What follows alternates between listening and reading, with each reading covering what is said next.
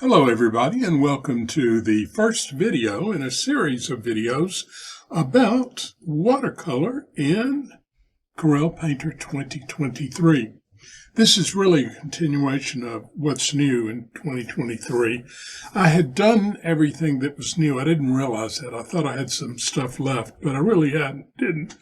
And unless it was, I could have gone further with some of the stuff, but we had generally covered everything. So I've seen that there's a lot of interest in watercolor, and I want to try and do a tell-all about watercolor. I want to tell you everything I can possibly tell you about watercolor and see what happens and where you can go with it. Now, I'm going to be working with these brushes over here, and I will provide those brushes to you. And the first several videos will be learning how to use those brushes. And in doing that, I'm going to create something like what you see on the screen. Nothing exciting or pretty or anything like that. We're going to run through techniques to try and develop watercolor and how these brushes work. And after that's all done, then we'll do an actual painting and use whatever brushes I want at that point. So let's get started, and we'll do that by minimizing that, and I'll come up to File, New, and I'm going to open up the 7x10, 700 by 1000 resolution, 100 pixels. I was yawning, I'm sorry. My voice sounds a little weird anyway. All right, so I'm doing 100 pixels per inch, and a lot of the folks that print will want to print at a higher resolution, and that's fine. I would stay at about 100 with watercolor because your brushes can slow down, and if you're lower resolution, they'll go faster. I'm using a paper from Tim Shelburne, and he's told me before that I can give it out, so I will give you that paper, which is part of his traditional papers. I'm starting to paint on a layer. It's a watercolor layer, and I'm using Adobe RG B1998. I'm going to say OK. All right, now I'm going to reduce this a little bit so you can see it. And we're going to open up the layer. I'm really yawning. Open up the layers panel, and we notice that I'm on the watercolor layer. And what I'm going to do is I'm going to draw on this layer, lock it, and then come in with another watercolor layer. Now I'm going to use Skip's sharp pencil. And I want to show you that when you go to that sharp pencil, see this right here?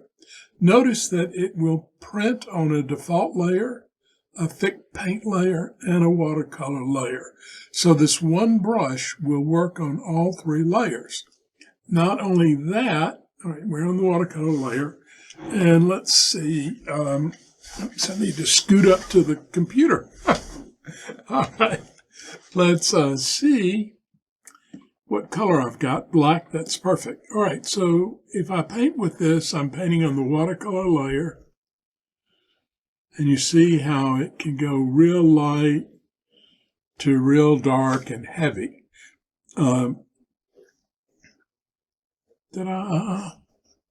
This brush is a little confusing to me. I'm not sure exactly how and why it works the way it does.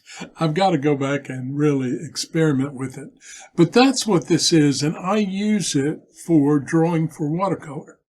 So I'm going to come back to the temporal wheel, and I'm going to reduce the color a little bit, make it grayer so that it's not quite so dark.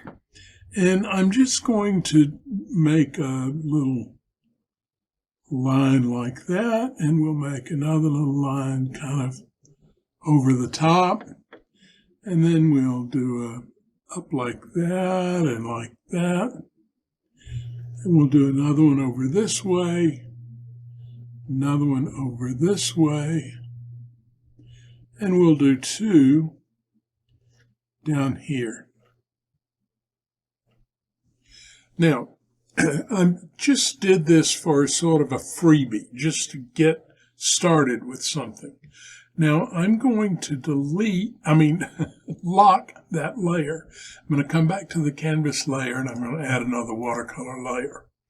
And that's where I'm going to be working. But before I work there, I need to put in some stencils, some selections, because remember, selections was something new, not new, but they enhanced for Painter 2023, and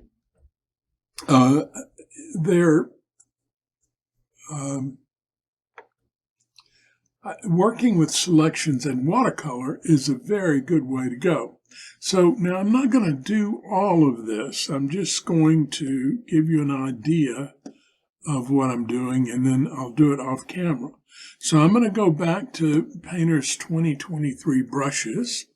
I was on my gallery of brushes, and I'm going to come down to selection brushes. And I'm going to go just to this comic flattening, what is it called? Comic flattening what? Round. Comic flattening round. Okay. Now, it's a little bit too big because I'm going to be working in these spaces. So I want to reduce its size a little bit. About like that, I think, would be fine. And I want to, let's see, I don't need to put it on another layer. It doesn't matter. I was about to say that I needed to put the selection on another layer, but I don't, because it will be active on whatever layer I have as the current active layer. Now I went a little close there, so I'm going to take that one off. You do want to be kind of close, but you don't want to be too close, because watercolor will run underneath a selection. Okay, so after I do that, I'm just going to come back in here and fill this up. It's just a flat fill, and I made that a little bit too. Let's get rid of those two things. Try this again. I came on the outside of that because I thought it looked kind of messy, and it did. And so I fixed it now. All right, so we're going all the way around here.